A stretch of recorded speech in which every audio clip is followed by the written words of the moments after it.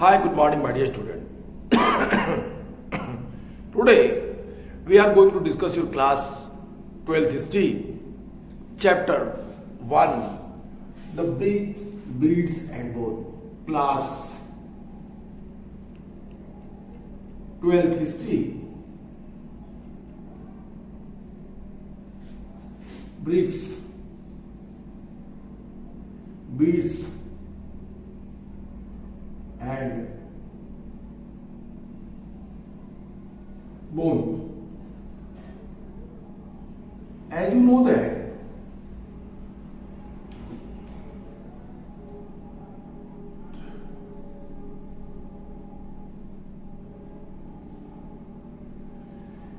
that my dear student, that brick, beads and bones, we can say this chapter other name IVC. When I write the word, I mean to say that the word IVC means Indus Valley Civilization. In short,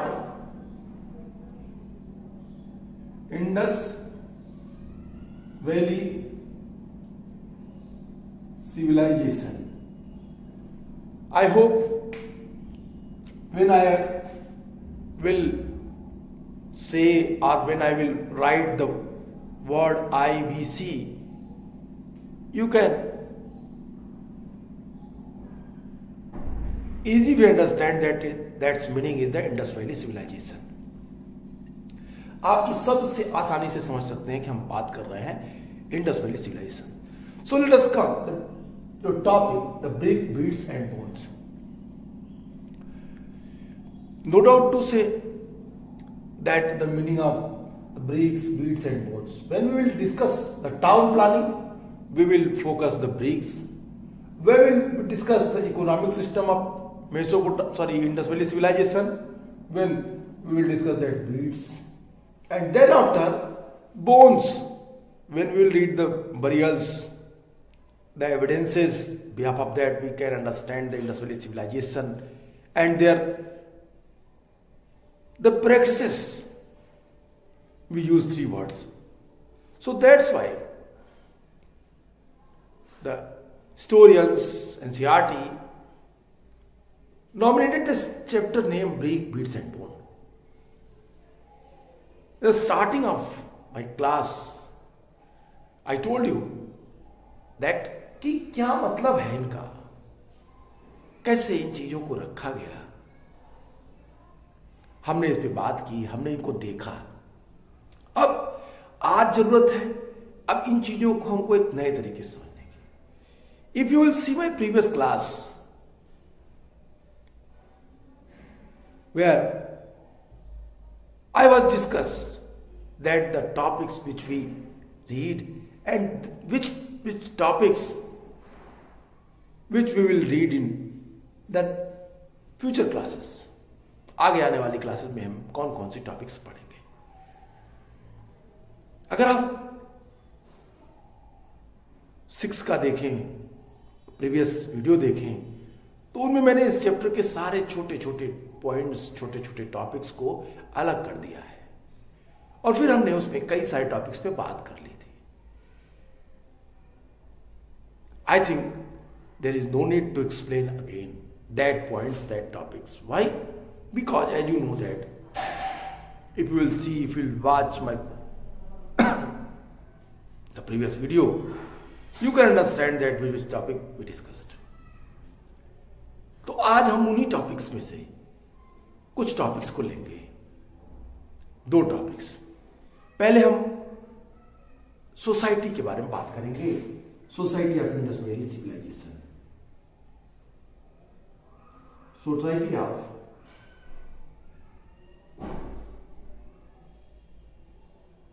Indus Valley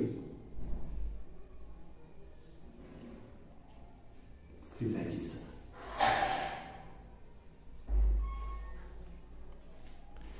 This is very difficult to identify that the Indus Valley Civilization and their people's practices. Why I am telling that? Because as you know that we are unable to reveal, we are unable to explain, we are unable to clarify the word and script of Indus Valley civilization. Whenever we will not explain, we will not read, we will not be able to read the script of Indus Valley civilization, how can it possible that we know about their society, we know about their culture? Whenever I hope you are all mind that I never said, and I never said, or I will never say also the Indus Valley culture. Why? Because we don't know about their culture. What we will express, what we will explain, that was all based on the artifacts, based on the archaeological findings, based on the things which we have collected from that area. On the basis of that, we assume that they were practice such type of activities. They involved. These are all. क्या है ये सब? ये सारी चीजें हम एक कल्पना कर रहे हैं, हम मान ले रहे हैं कि वो ऐसा करते थे, वो ऐसे थे, वो ऐसा रहे होंगे, लेकिन we have no clear evidences. हमारे पास कोई क्लियर चीज नहीं है जिसके आधार पर मैं बात कह सकें. तो इंडस वैली सिविलाइजेशन क्यों कहते हैं? क्योंकि सिविलाइजेशन, हमें ये तो जानकारी मिल गई उनके एविडेंसेस से, उनके आर्टिफैक्ट्स से, उनके आर्कियोलॉजिकल फाइंडिंग्स से, बिल्डिंग स्ट्रक्चर से, कि एक ऐसी कल्चर, एक ऐसा सिविलाइजेशन रहा होगा. कल्चर नहीं बेटा, सिविलाइजेशन. एक ऐसी सिविलाइजेशन थी जो अर्बन बेस्ड थी. एक ऐसी सिविलाइजेशन थी जिनके पास उनके अपने नगर थे, जिनके पास अपने उनके सीवेज सिस्टम थे. टाउन प्लानिंग में जब हम इसको देखेंगे तो हम सारी चीजों पे बात करेंगे. The all elements which we will discuss in the next topic, town plannings. These are all, you can include that, the part of the civilization. Because these are the external feature of Indus Valley civilization. What is its internal feature? We don't know. उनके internal feature क्या रहे हमें नहीं पता. We are unable to know about their internal feature, their culture. Whenever we will not able to read their script, जब तक हम उनकी स्क्रिप्ट को नहीं पढ़ लेते तब तक हम उनके इंटरनल फीचर को नहीं जान सकते हैं. और इसीलिए हम इंडस वैली सिविलाइजेशन कहते हैं, इंडस वैली कल्चर नहीं कहते. आपने किताबों में पढ़ा होगा, you have read in your book the various books. Suppose you type on your gadgets, your electronic books, or whatever you have, mobile, laptop, and these are all. You search everywhere, you have find the Indus Valley civilization. No one single place where you find the Indus Valley culture that had mentioned. कहीं भी ऐसा नहीं होगा जहां पे Indus valley culture mention होगा, civilisation mention नहीं होगा. क्यों? That is the main reason that we don't know. We are not aware of their internal feature. We are not aware, we are unable to know about their practices. There is no need to say, I mean to say that कि it is very difficult to understand them and their culture without any hesitation. As a student of history, as a student of the archaeology, I clarify you that कि we are अपने को हम बहुत ऊंचा दिखाते हैं, हमने ये जान लिया, हमने वो कर लिया, हम ऐसा कर सकते हैं, हम ऐसा कर, लेकिन आज भी हम उनके संस्कृति के बारे में कुछ नहीं समझ सके। हम जो भी हमारे पास इंफॉर्मेशन है, what we have the information about the Indus valley civilisation, that was based on the remains, the findings, artifacts, pottery and such type of others. So we never say that Indus Valley culture, we always say the Indus Valley civilization. And let us come and try to understand that society. Again I am saying that what we are explaining, what in your book given, I mean to say that what you in your book in written form, these are all based on the artifacts and the archaeological findings. It only assumed by historians and archaeologists. They had no proper information about them. तो ये आप clear जान लीजिए कि जो उन्होंने कहा वो सिर्फ हमारी दिमाग की सोच है। हमने उसको वर्तमान से जोड़ने का प्रयास किया, वर्तमान के प्रैक्टिसेस को उनके साथ जोड़ दिया। इट मे बी पॉसिबल कि इट मे बी पॉसिबल कि उनके जो अपने चीज रहे होंगे उसे या तो हम बहुत अच्छे से उसको कनेक्ट कर रहे हैं और या तो हम उसके बारे में कुछ भी नहीं जानते। Yes, that's what I am saying. It may be possible that कि आपको बड़ा स्ट्रेंज लगे ये बात, आपको बड़ा अद्भुत लगे ये बात, लेकिन दैट इज ट्रूथ, ये सत्य है।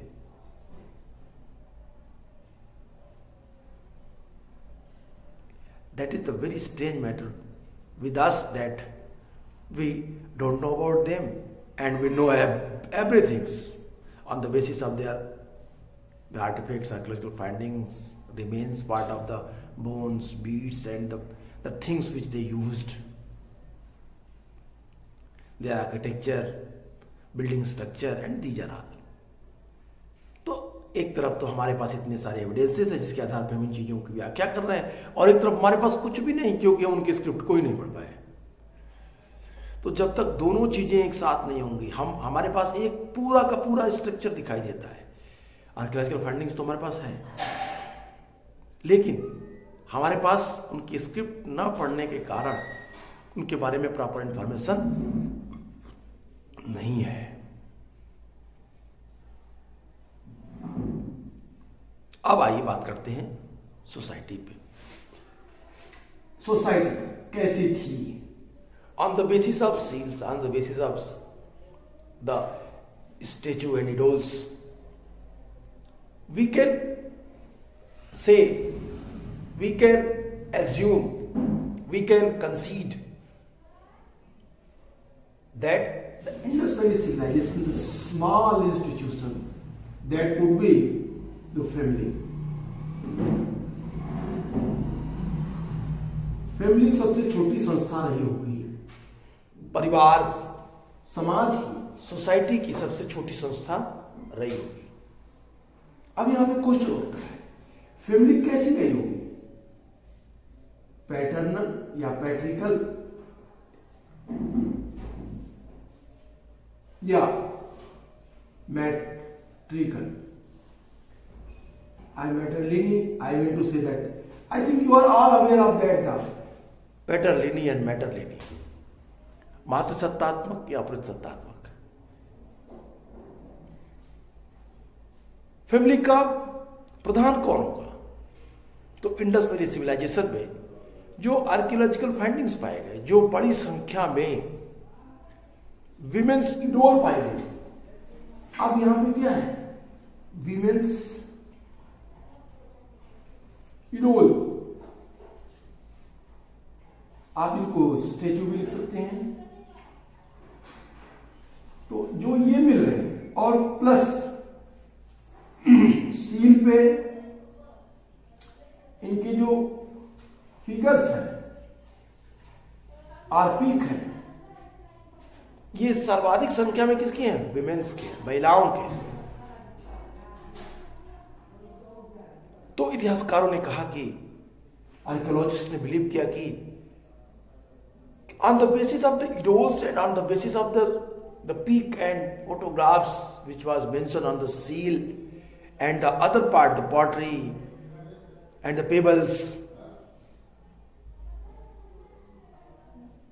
the women's peak is in large amount, according to archaeologists, that the Indus Valley civilization, the family was controlled by women's. It would be the matrilineal society, मैट्रिकल society, जो क्या रहा होगा, मात्र सत्तात्मक परिवार रहा होगा, माता की उसमें महत्वपूर्ण क्या रहा होगा, भूमिका रही होगी. The role of womens, that is the very important in the family. She played very important role. She played the key role in family. And one more things which is also you can include that. What the mother goddess,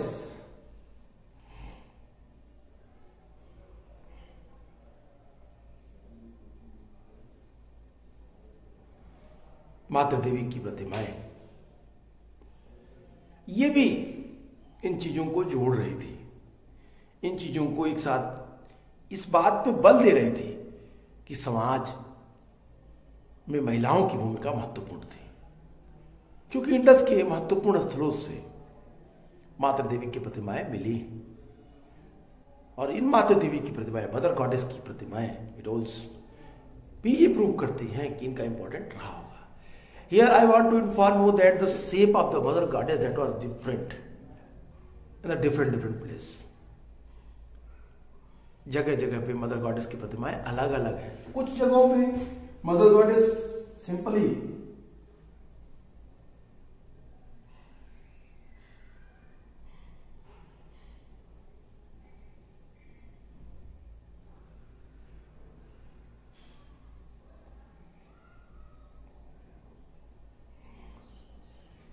ऐसे बनी हुई है और कुछ जगह पे complete form में mother goddess बनी हुई है.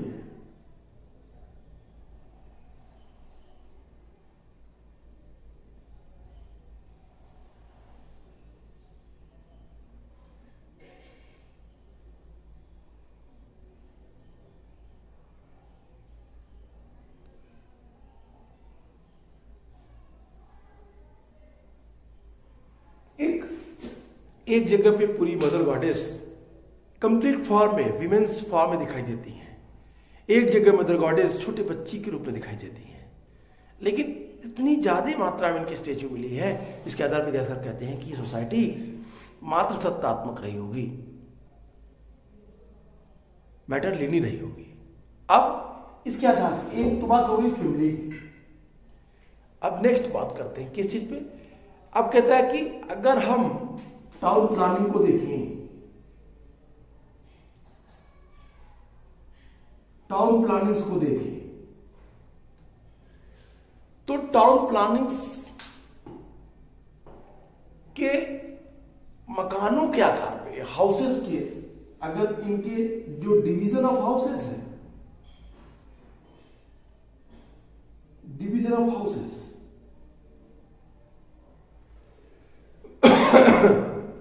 ये अलग अलग है. साथ ही साथ division of houses, burial system,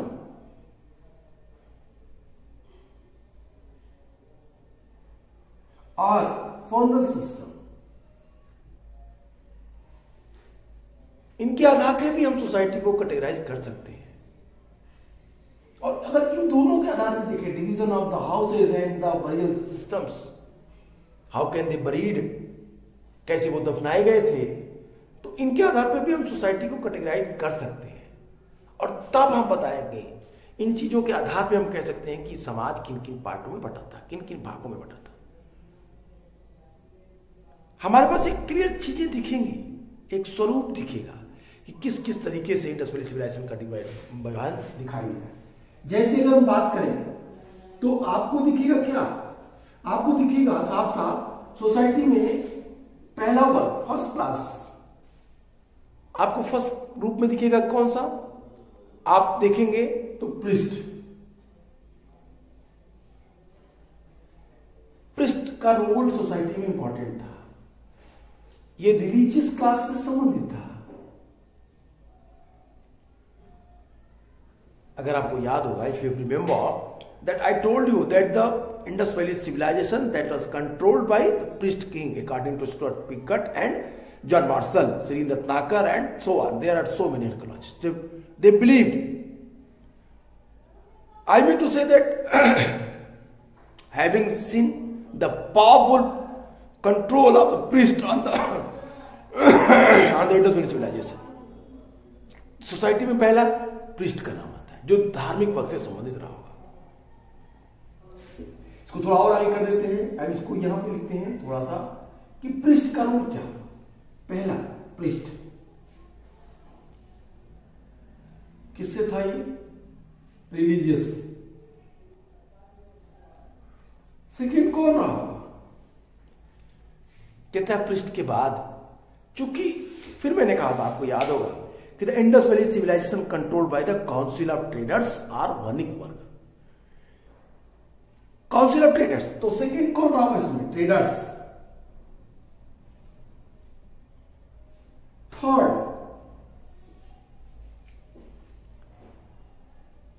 अब यहां पे तीसरा वर्ग ऐसा कौन रहा होगा जो काम कर रहा होगा? तो थर्ड कहता है कि Indus valley civilisation that was fortified, it means the one group who protect the city or that areas, they were सैनिक और वॉरियर्स, सैनिक और वॉरियर्स, ये वर्ग भी रहा होगा। और अब इसी में इसको एक और क्लास लेते हैं, ब्यूरोक्रेट्स, अधिकारी वर्ग।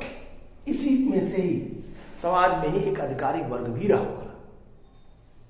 अब चूंकि चौथा वर्ग कौन था? फोर्थ।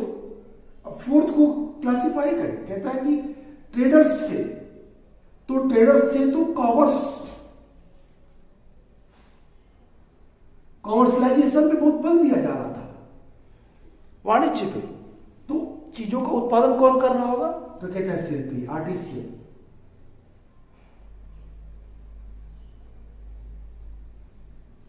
आर्टिसियंस, शिल्पियों का एक वर्ग है। अब शिल्पियों के एक वर्ग के साथ जब शिल्पी रहे होंगे, आर्टिसियंस रहे होंगे, तो एक और वर्ग के साथ जोड़ना जरूरी हो जाता है। क्यों? क्योंकि ये सारे काम करते रहे होंगे। पांचवा वर्ग कौन रहा होगा? कहता है फिफ्थ में वर्कर्स, मे बी स्लेव, दास रहे होंगे। एक और वर्ग आप जोड़ सकते हैं आर्टिसन के साथ ही, पीजेंट्स। क्यों मैंने इसको इसके साथ जोड़ा? क्योंकि Indus valley civilization their economy based on bartering system. Exchange होती थी वस्तुओं की, वस्तु एक जगह से दूसरी जगह तक ट्रांसफर किए जाते थे। तो जो वस्तु एक जगह से दूसरी ट्रांसफर, मतलब raw materials town to city या village to town, town to city पहुंचती है, और प्रोडक्टिव गुड्स, तैयार सामान एक जगह से, शहर से गांव तक पहुंचती है। तो जो एक्सचेंज हो रहा है, जो ये एक्सचेंज हो रहा है आर्टिजन्स से पीजेंट्स का, पीजेंट से आर्टिजन्स का, और फिर ये एक्सचेंज कहां पहुंच रहा है? ट्रेडर्स के पास। तो एटलीस्ट हम इतनी क्लास को यहां पे सोसाइटी में मान सकते हैं। वर्कर्स के लिए हमारे पास एक एविडेंस है, हड़प्पा। हड़प्पा में एक पूरा हाउस मिला है जिसमें दो लंबी कतारें मिली, एक साइड 7 कमरे, एक साइड 6 कमरे,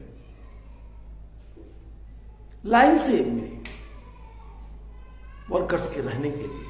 हड़प्पा रावी नदी के तट पे थी, और रावी नदी के किनारे होती हुई एक सटे हुए ग्रेनरी मिली, ग्रेनरी में छोटे ग्रेनरी के पास ही करीब करीब 14 कमरों का एक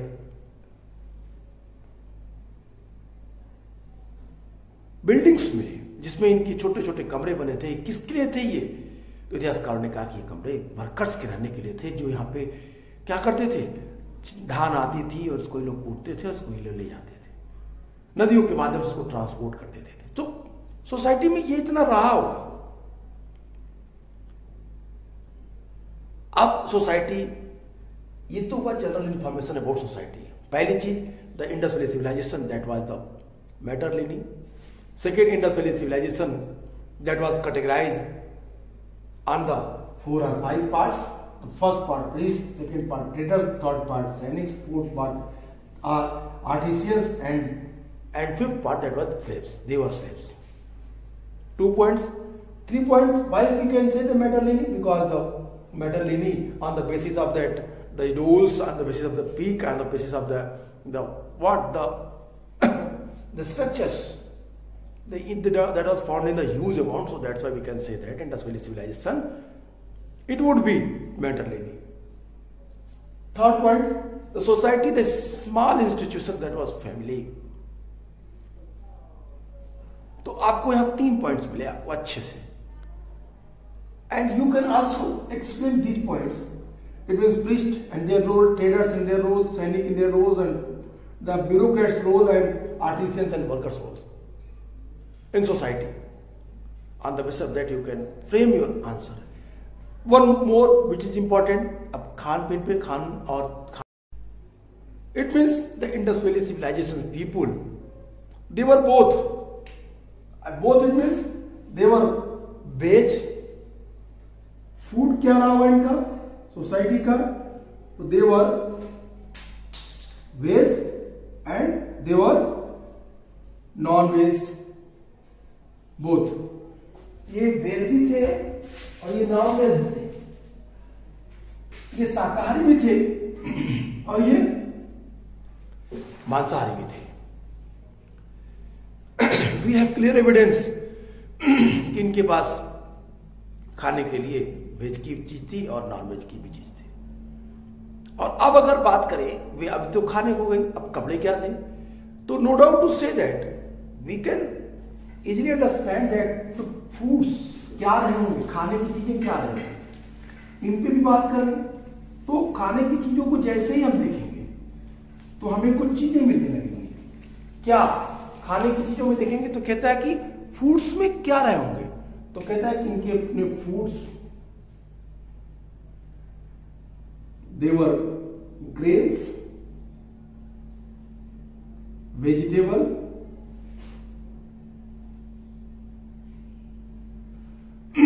meat, fruits,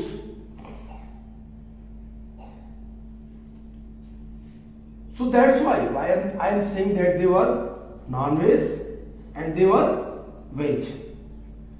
अब इनके क्लॉथ्स क्या रहे होंगे? What was their cloths? Sindon. That word comes from cotton. Cotton इनका सबसे महत्वपूर्ण क्लॉथ था, कपड़ा। ये लोग कौन सा कपड़ा पहनते थे? क्लॉथ्स में इनके 2 सब डिवीजन कर दीजिए। एक वुलन क्लॉथ्स और दूसरा जो दूसरे क्लॉथ्स होंगे वो कौन से होंगे? ऑब्वियसली कि ये जो इनका महत्वपूर्ण कॉटन जो कपड़ा था, ये वुलन और इनके जो कपड़े थे दोनों थे। वुलन क्लॉथ्स के साथ साथ कॉटन के क्लॉथ्स ये लोग पहनते थे। ये लोग ऑर्नामेंट्स का भी प्रयोग करते थे। कॉटन साथ ही साथ ये लोग क्या करते थे? ऑर्नामेंट्स, इनके अपने आभूषण थे। किसके रहे होंगे? Silver, bronze and gold. अपने आभूषण। इनके मनोरंजन के साधन क्या रहे होंगे? ये लोग एम्यूजमेंट के लिए पासे का खेल, डांस, शिकार करना, प्रे करना, पशुओं की लड़ाई और धार्मिक समारोहों में भाग लेना, ये चीजें इनके मनोरंजन के साधन रहे होंगे। शवों का अंतिम संस्कार कैसे करते थे ये? तो कहता है कि शवों की अंत्येष्टि करने के लिए इनके पास 3 था: पूर्ण समाधिकरण, आंशिक समाधिकरण के साथ साथ शव को ये खुला छोड़ देते थे और ये जलाते भी थे, दाह संस्कार भी करते थे। तीनों तरह की इनकी फनल सिस्टम वहां पे थी इंडस वैली। तो ये था सोसाइटी, ये था social structure of Indus valley civilisation. Next class में हम बात करेंगे religious aspects and then after economic and then after town planning. आज के लिए इतना ही। Good bye and take care.